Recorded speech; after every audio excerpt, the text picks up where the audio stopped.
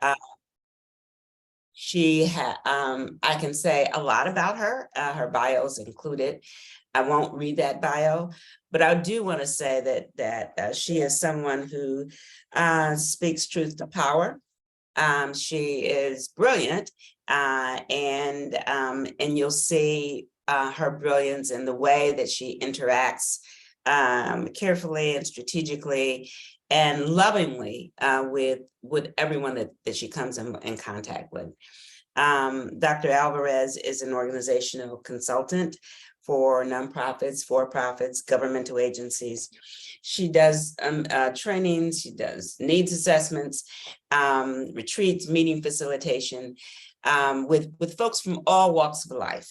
And so that says something about her, that she still wants to work with us, these little peons, all of us here, and because I know that she is in demand, but she always says yes when we call to do work with organizations, because I think she has a heart for the people. So with that, I'm going to send it over to Dr. Alvarez, and thank you all. And Nita, drive safe. Give me a call, okay?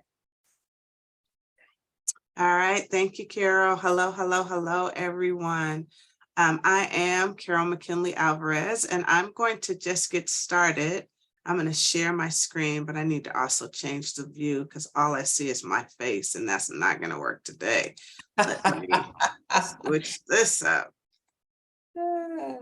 Okay, do you all see that? Yes. Okay, perfect. Let me just arrange this a little better.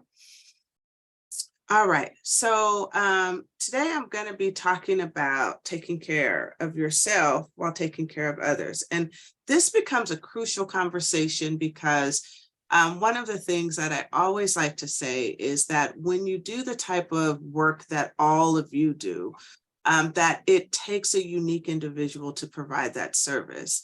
And in the uniqueness of who you are, I tend to say that it's a gift, that you've been gifted to be able to do this work, which is a beautiful thing.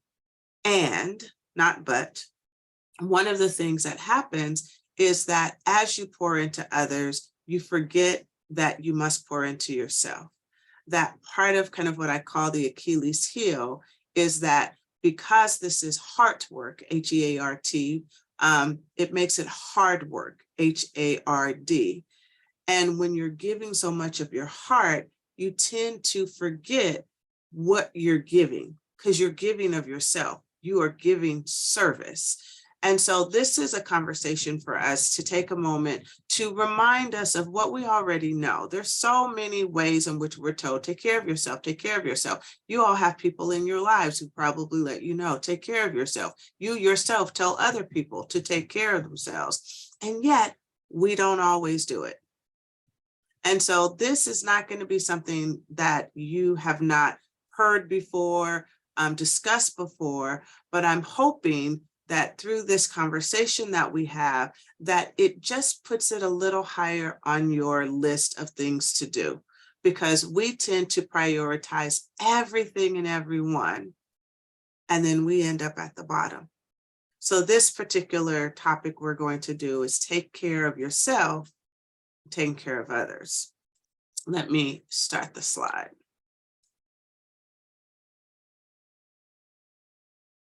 So the first thing that I'd like to point out is that self-care is what I call soul care.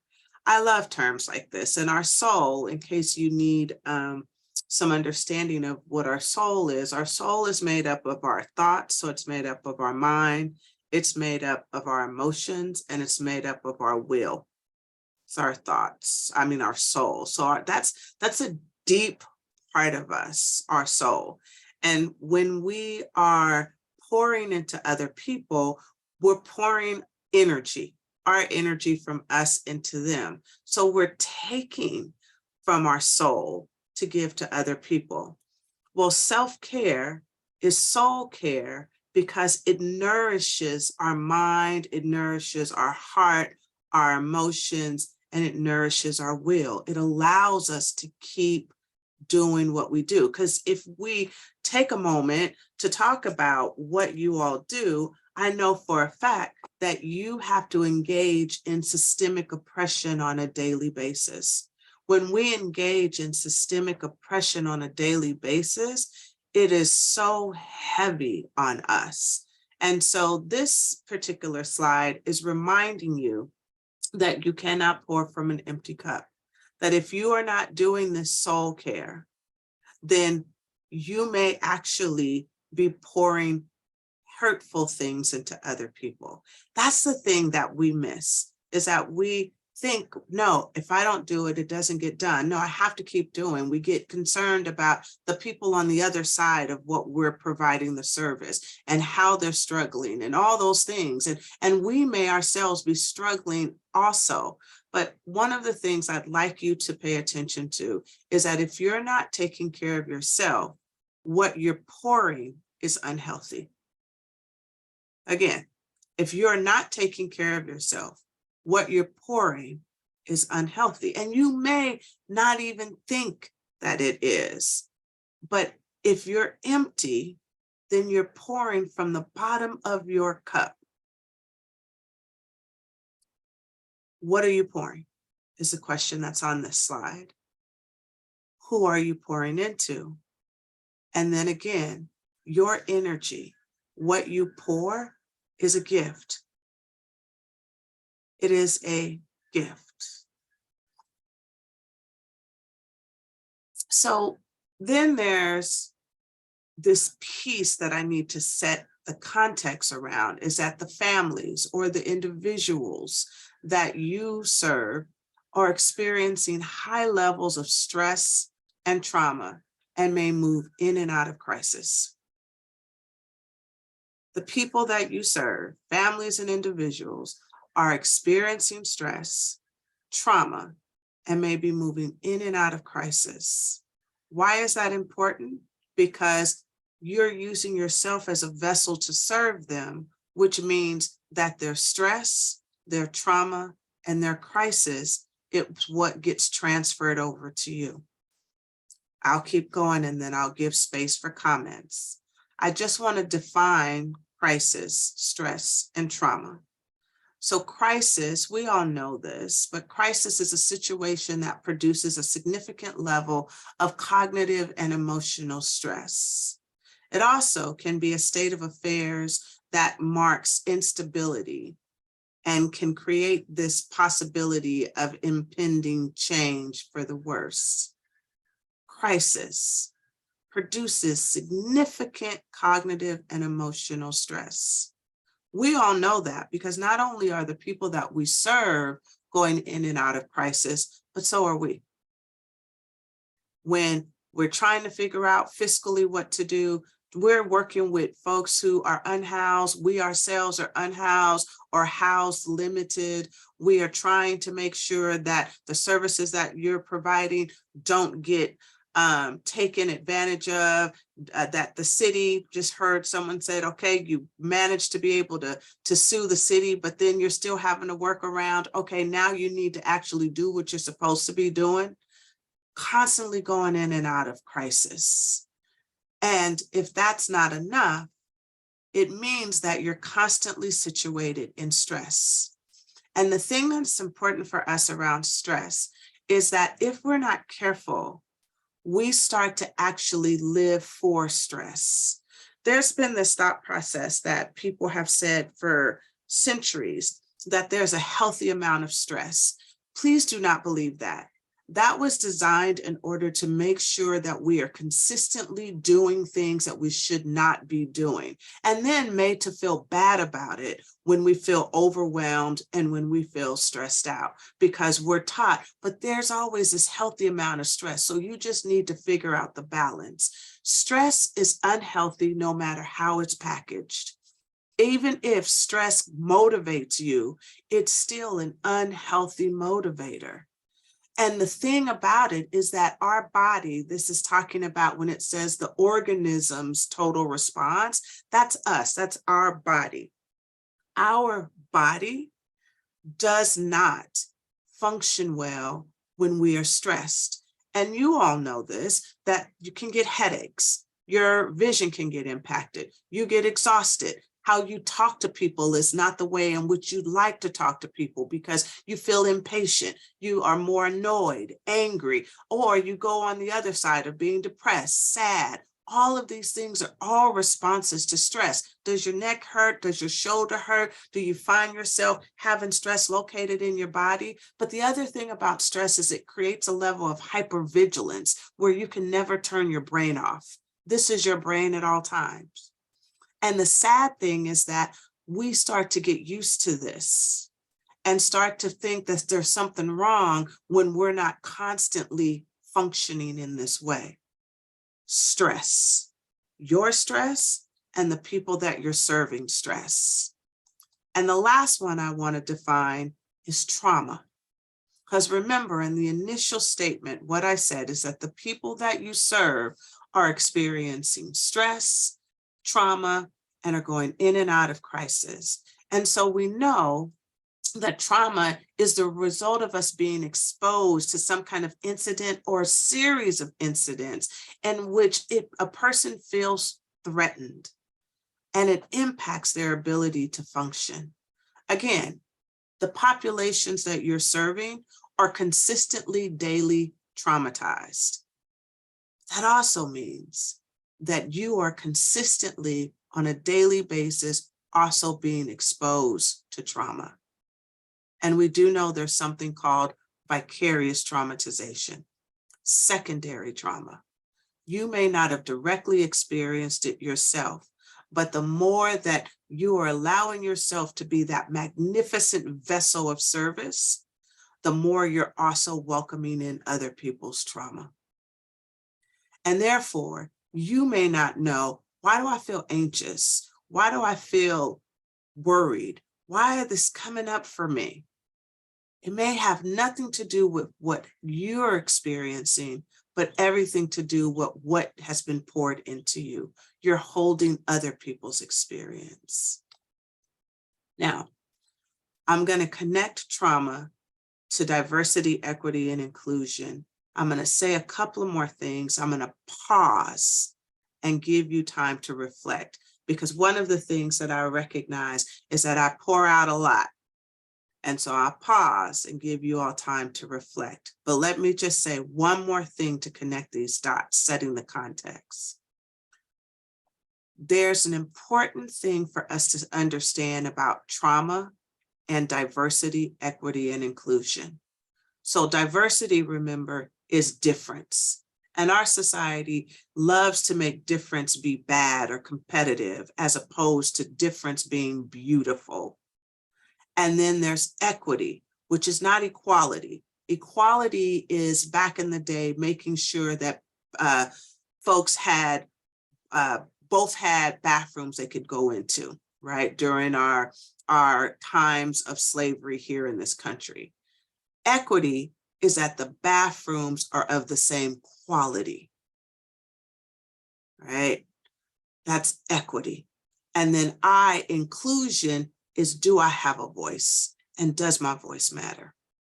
So trauma has a connection to diversity, equity, and inclusion, embracing difference, ensuring that there's equity, and ensuring that voices are at the table and heard. Let me explain how.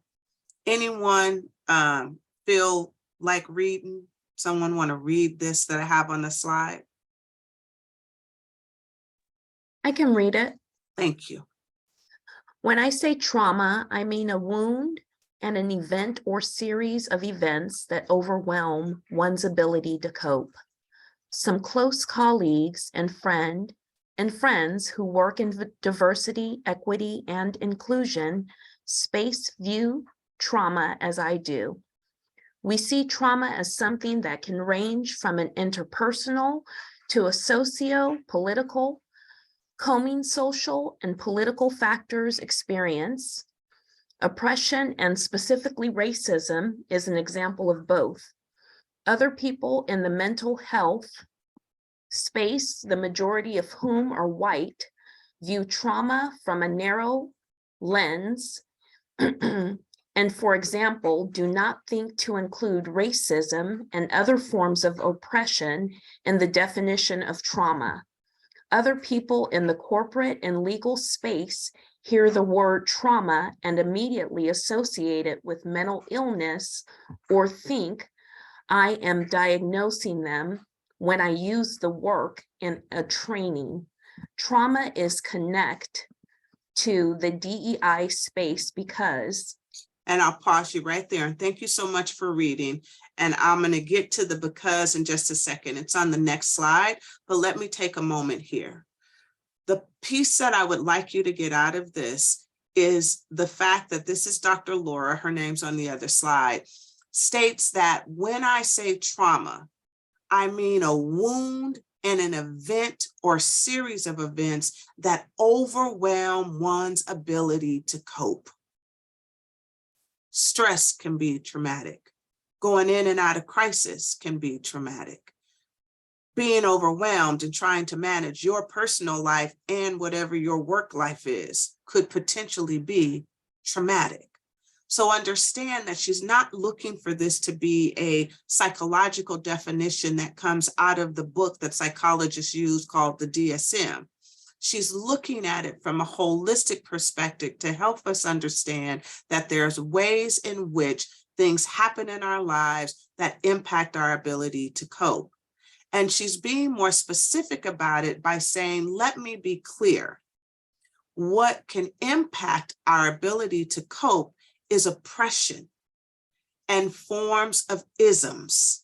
She specifically gives racism, but please understand this can be heterosexism and other forms of isms. That her point is to live as a diverse person in this community, you are consistently experiencing opportunities of woundedness. And it is imperative that you make note of it, or else you consistently walk around wounded. And we do know hurt people hurt people. Now, when she talks about her colleagues, specifically white, she's saying this because trauma was originally created, defined, and researched by white folks. That's why she's saying that language. It is not to dismiss or to ignore that people are more than just their whiteness. She's letting you know who originally founded, researched, gave information, and have honed our understanding of trauma. And she's saying we got to push that envelope, that trauma is bigger than that. It's a wound. And this wound comes just from you all being you in the larger society. But simultaneously, I'm going to push this even further. The wound also comes from who you serve. You serve populations that are invisibilized and dismissed every single day.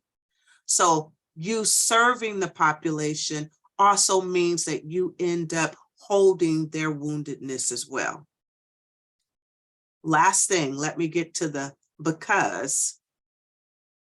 What she states, because she identifies as Black, is the impact of being Black and working in a predominantly white space can be distressing. You can change this language. That's her language. I didn't want to take away her quote. You can say being fill in the blank, whatever that being is for you, and working in a predominantly fill in that blank can be distressing. And you know what those blanks are. It could be the impact of identifying as queer and working in a predominantly heterosexual functioning space can be distressing. You can fill in the blanks. And then what I also like about this is that she says daily microaggressions and experiences of marginalization that inevitably show up in the workplace impact your ability to cope. So we're clear, microaggressions are those moments in which you don't know if someone just slapped you or complimented you. They look at you and say, wow, you're so articulate. Did you not expect me to be articulate? Right? Microaggression. Oh, you're so beautiful to be fat. I'm sorry, what does that mean? Microaggression, right? We experience these microaggressions every single day, and they can be verbal or they can be actions where someone sees you coming and all of a sudden they kind of move over a little. Microaggressions. So her point is that every day that we walk around in this community, in the communities that you serve, that there are daily microaggressions that you experience that impact your ability to cope. And lastly, she says, these are experiences that often result in an uneasiness of being and potentially threaten the physical, spiritual, and emotional safety of people of color. Again, you can fill in that blank for whatever marginalized group you are connected to. Trauma and diversity, equity, and inclusion. Trauma is at the heart of it because of repeated acts of marginalization, oppression, and isms that are wounds that overwhelm one's ability to cope. I'm gonna stop sharing because you know I have more, but I said a lot. So I'm gonna see if anyone has any comments or any questions. And my apologies ahead of time because I just come out the gate fast.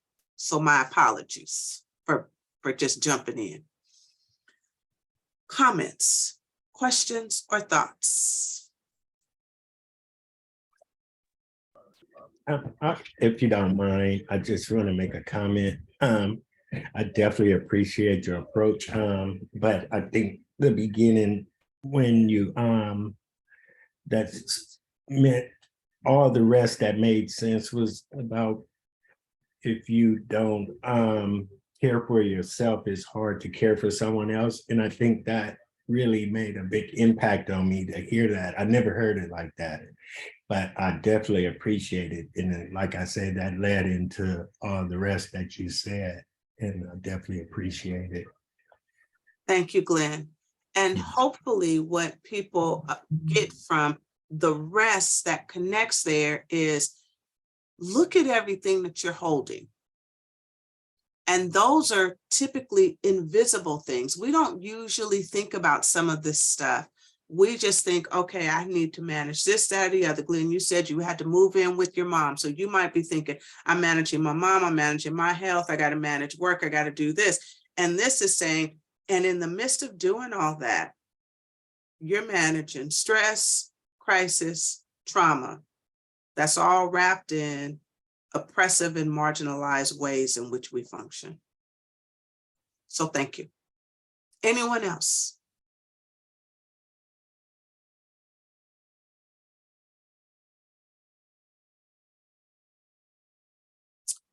Okay, I'm going to keep going because I know we're a small group and I don't want anyone to feel pressure that they have to say something. You can let it marinate. But if you have something while I'm starting to share the screen, feel free to take yourself off mute. Nita, you're off mute. So you're going to say something? Yeah, I just wanted to thank you for this framing. Everything you said totally resonated. I feel like this is stuff that me and my folks, we talk about. We know this. And I think where we get stuck is, well, two places. One, taking that, prioritizing ourselves to take time to take care of ourselves, but then also living in crisis. Something you said like kind of makes me think of sometimes people who are constantly in crisis, it becomes normalized. And then most of the folks who work, with the village, most of us are unhoused. And so to take that moment of self-care in the midst of like trauma and crisis can actually sometimes open up deeper depression, because then you have to like really think about what you're in. And so sometimes going hard becomes a way of coping so that you don't have to sit there and feel hopeless. So yeah, it's a weird space to hold. But I appreciate everything you said. It very much resonates. And my husband Nayat's going to be joining. That's okay. He's also a leader in the village. It's totally fine. It's totally fine. I really appreciate your comment, because one of the things that we also pay attention to is, why do we potentially not prioritize our own care, right? And maybe I don't prioritize my own care because to do so makes me vulnerable to have to really reflect on where I am.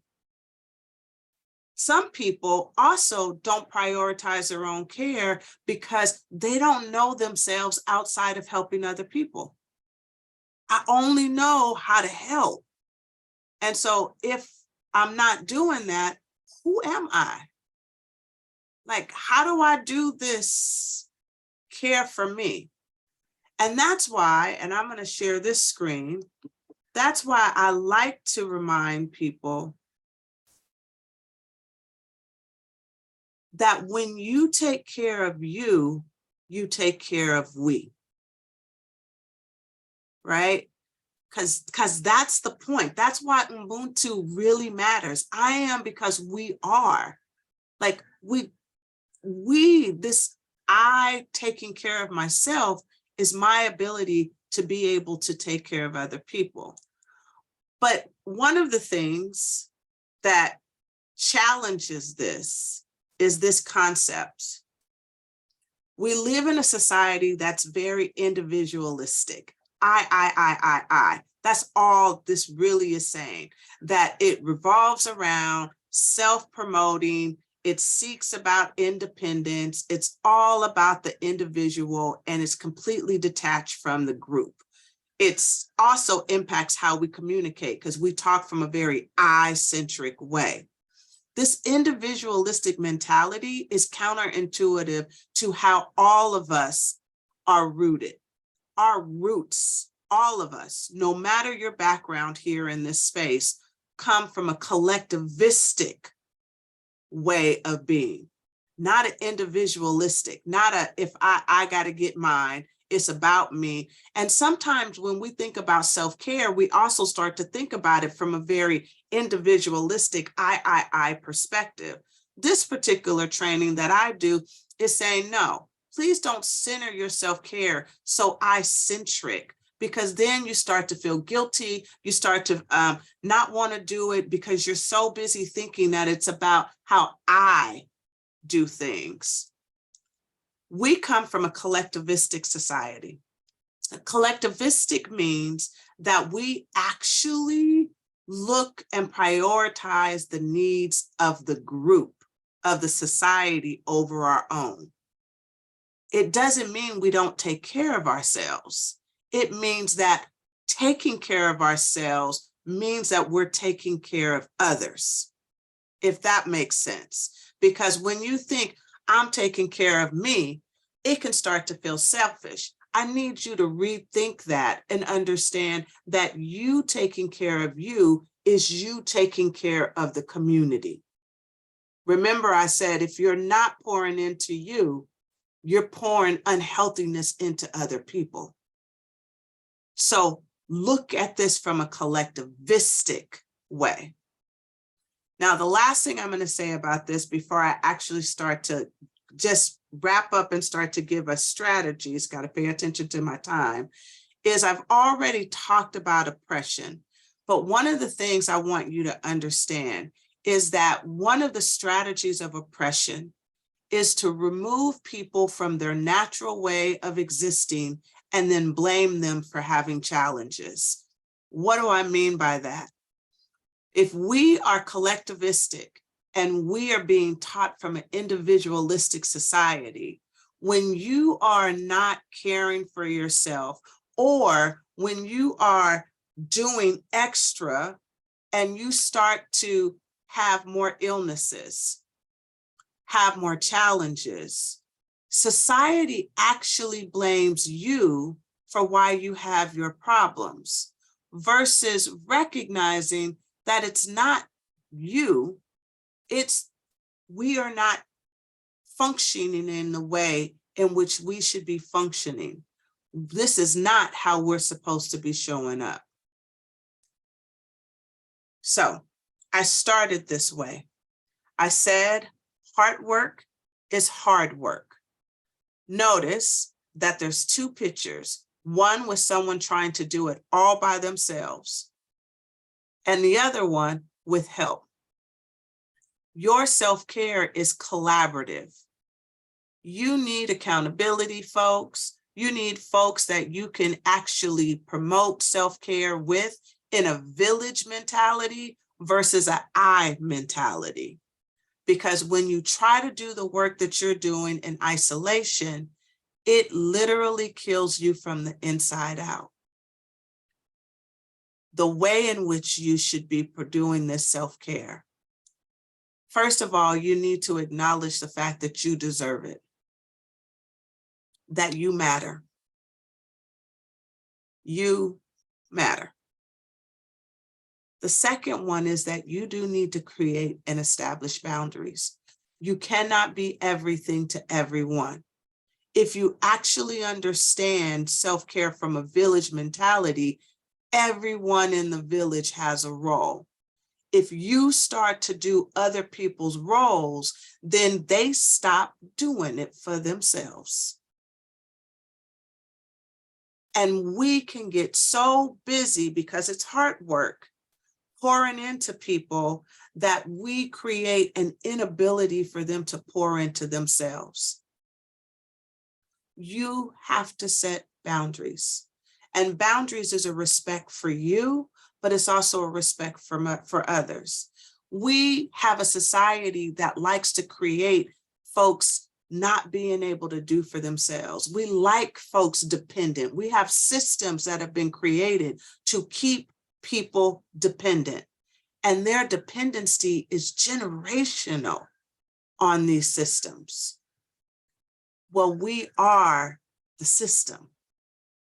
So we also, by not having thoughtful boundaries, create experiences in which people become dependent upon us.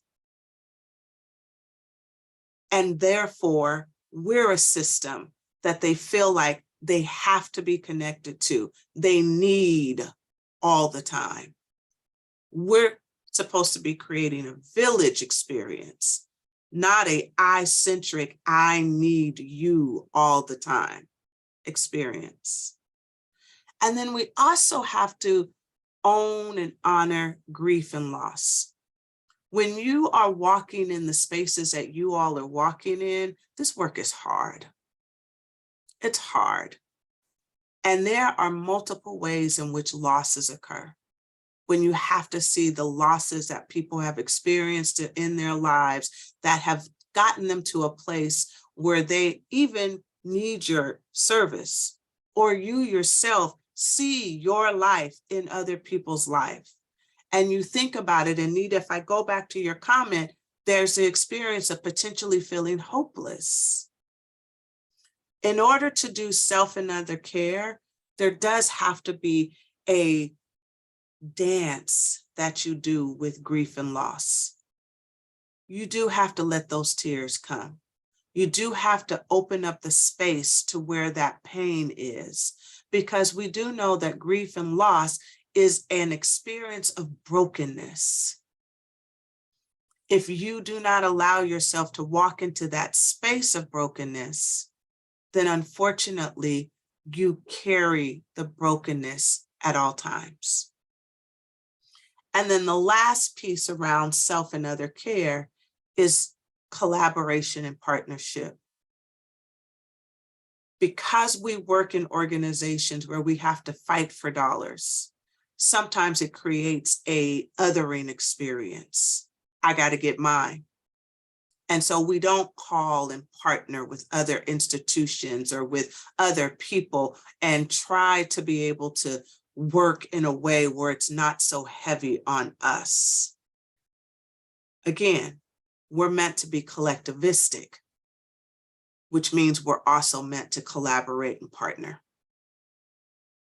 I said this earlier, self-care is soul care.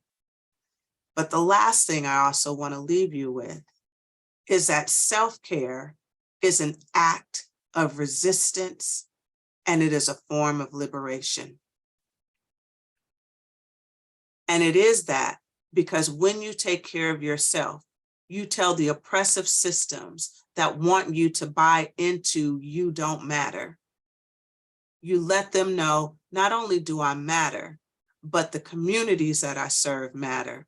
And we are going to illustrate for each other what self-care, which is soul care, looks like, versus fighting against each other, versus buying into the burn the candle at both ends mentality, versus buying into just take the hurt and keep moving. We let those oppressive systems know enough is enough. Self-care is a form of resistance and liberation. All right, y'all. That's it. I hope I hit this on time. I hope Summer's still there somewhere. Questions or comments? Questions or comments? There you go, Summer. I would like to comment. I was standing outside the car because cigarette smoke is bad. But I heard what you were saying though. And it's interesting because that's what we're going into down here where we're traveling at on my family tribal lands. We actually come from I actually come from Moors that travel out of Ireland, came across the straits. Long story short, we're of Maroon societies. And Maroon societies, the story that we're in the middle of exposing, and I need continue my father works, is that Maroon was a term given to us. We weren't Maroon as in stranded. We were left off to ourselves, and we did very well. Coming into fast, and I'm rekindling that story. We must remember that us, the people, develop systems of existence. There's an old principle of humility and proximity. Yes. If you get like 30, 50 people together, if we have no dwelling, the builders will stand up. If someone is sick, the healers will stand up. There's a natural progression that we need to allow to be, that these systems of existence that we call societal existence do not allow. In fact, they disallow because it is a component of colonization. And yeah, I would just like to thank you for that, because it is time for us to like literally show the way it's done. And how does that look like? We must view beyond our trauma. Yes. And like you say, that oscillation is very important, and we must balance it, because in the end, we already internalize what we've gone through, and sometimes it surfaces. That DNA, just that there, I call it residual energy, and sometimes you can read it and it tacks on when you see the same vibration, when you see the same oppression, you realize nothing has changed. And it's time for us to break away from that. Because the thing that the ancestors called for, and the thing that our hearts are always pinging against, is it ought to be this way. Yep. It ought to be this way. And we need to allow that to come out of ourselves boldly, unashamed, because that whole color where you came from doesn't matter. Humanity is here. Where are we going? Yep. And as all these stories are unearthing around the world, allow them to come up, but allow that one core to continue. And I speak for my ancestors down here, because I'm a Black Seminole. We shouldn't have to say Black Seminole. The Seminoles that now have hold of Florida given jurisdiction down here sided against my family, against our tribes, and they were put in place just like those in Egypt, call themselves Egyptian, when the Kemetic people really developed the sciences. But to make a long story short, yes, continuing, we must boldly develop those systems and fight for those people. That's why I came on with the Queen, with the village, because until we hold space and create those villages that grew into townships, that grew into cities, that grew into metropolises, and the effect of Timbuktu and of Nubia can never be obtained in our current day system. Therefore, we must allow ourselves to go back, because regardless of what's been said about the melanated tribes, we have led creation, existence, and the evolution of society. And nowadays, that monetary concern have cast aside itself over the importance of evolution. And even technology, even technology, our technologies, our geniuses come out of college and are sucked up by the military. All technology is gone through them before it's given to the masses, and we need breakaway. I can go on forever, but I appreciate everything you're saying. It's in alignment, and we must have that go. I like to say one more thing that comes to me all the time. The spirit, the spirit is not complacent in this time. That's right. The I spirit is love not that. complacent. Absolutely. And we must ride on with it, not listen to it in our hearts for our own sake, and believe in something called hope. We must take hold of it, you know? Mm-hmm. Yeah, I man. want to thank you for that, because really what you are manifesting in what you're sharing is that systems are oppressive that exist right now. And if we do not understand that, we embody them, we walk in them, but we also give them to other people. And so we continue the trauma in the ways in which we engage. So thank you for that. Thank you, thank you, thank you. Yeah. Anyone else have any other comments? Hi, Comments or thoughts? Oh, this yes. is Shauna with Courageous Women Association. So we have a transitional home and we provide a lot of trauma-informed care. We do life coaching. And we're big on our healing component because we deal with women who have been impacted by trauma. So anything from domestic violence to human trafficking, homelessness, are all a part of the Courage House transitional home. And so with regards to the staff, you know, we're taking on a lot of that energy that comes in because of our sister to sister group that we have every week, our one-on-ones, and because of that constant contact back and forth with the women, it's a lot of heavy content that we are taking on every day. So that trauma, you know, all of that we're taking in, it is heavy. So, you know, taking on that energy, we have to find a space for the staff to be able to find time for ourselves, to be able to ground ourselves. You know, we ourselves have to practice mindful meditation, you know, grounding of ourselves to literally take that energy off of us when we leave, you know, the Courage House, because that energy can be taken with us every time we walk away from there. I mean, literally every single time I leave the Courage House and come home, I can sleep for hours. I am drained because of the energy that is literally that's drawn unto me. Absolutely. You know, because of that. I mean, it's that deep. Yeah. It's Tashana, what you really have done is you are naming it, right? It's important because we sometimes just hang out in trauma all day and all night, and we do not even see it as trauma anymore. We just see it as this is life. And we don't realize that it actually takes up residency inside our souls.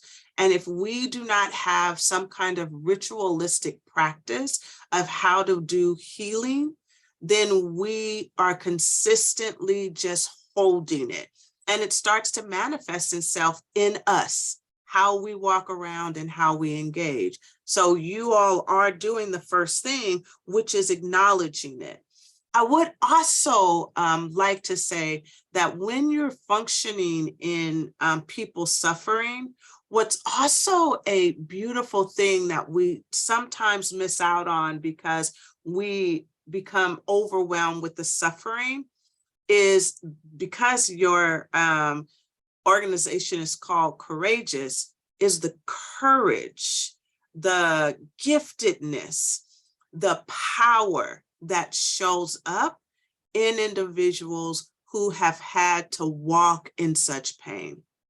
And there's an important process of helping our minds see the beauty in the pain that becomes a powerful self-care strategy.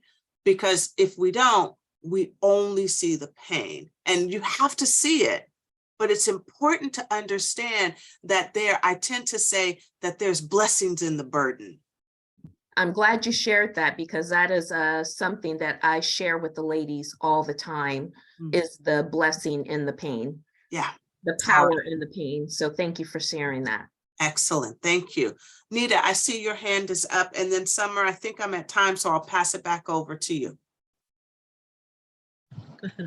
Yeah, I just want to give thanks to the ancestors, and because I'm walking path right now, my father before me, he was a seer. I want to let you know, when it comes to women, you are water, spirit. Give place for that reckoning. Spirit says, put a vessel of water in the middle of a room and dedicate that room for the women who are coming in, and allow them and let them know it is ritual. We're leaving it with the waters. We're leaving it with Yamaya.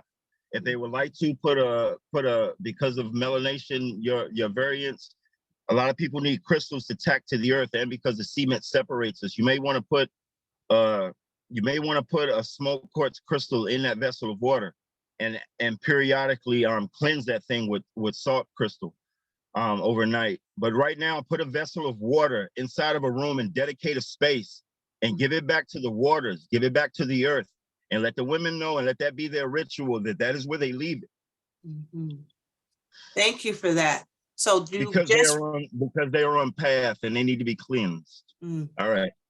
No, thank you for that. So there's an example of making sure that however you do what you do, there's a ritual that it allows you to be centered in your care, in your healing, in your support, that keeps you strong enough to consistently engage. So thank you for that. All right, Summer, I'm passing it back over to you.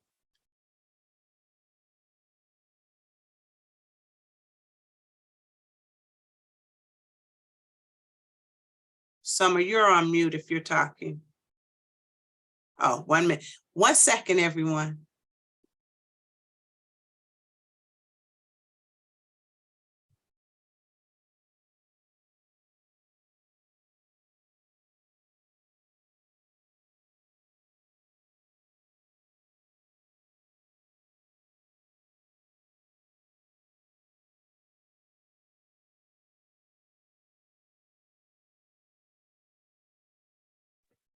Can you hear me? Yes, we can hear you. Okay, sorry about that. All right, well, thank you, Dr. Carole. I just want to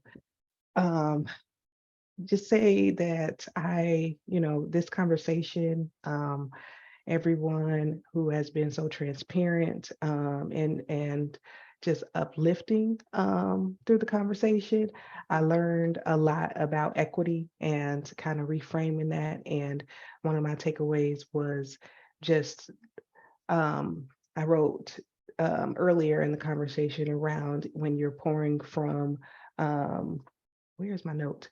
Pouring from an empty cup, basically you're giving out toxicity, and just being more aware of how stress and anxiety and things of that nature kind of show up for us. So I want to thank you, Dr. Carole, for facilitating this conversation.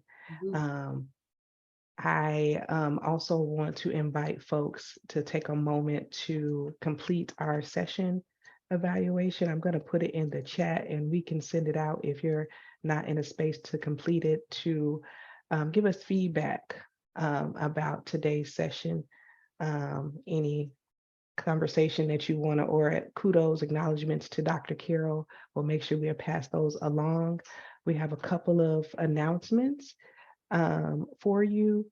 There are 2 RFPs. I know many of you mentioned that you're interested in getting more resources for your organizations. And so I just wanted to bring your attention to the City of Oakland's rolling admission deadline for their RFQ. Some of you may not be ready to apply for this, but I think that you should take a look at the application. And if there are any questions, you can follow up with your TA providers. And then there is a youth-focused RFQ that came out that you may want to look at. I'm just trying to get the link. And give me 1 second. It should be linked in your agenda, but I want to pull it up for you. Okay. Okay. So that's the City of Oakland's, and the link to the youth-focused one is also a rolling application, and if you serve youth, this would be a great opportunity for you to get resources for your organization. My last announcement is that we will be asking you to meet with your TA providers to complete your capacity development plans by January 31st. So if you haven't completed those, please call them, return their calls, and let's get that done. And then we're going to come back together in February to talk about some of the areas that we want to address across the cohort. So I will be working to schedule that as well. I think I captured everything. If there are any announcements from your organization, I will open up the room for you to share.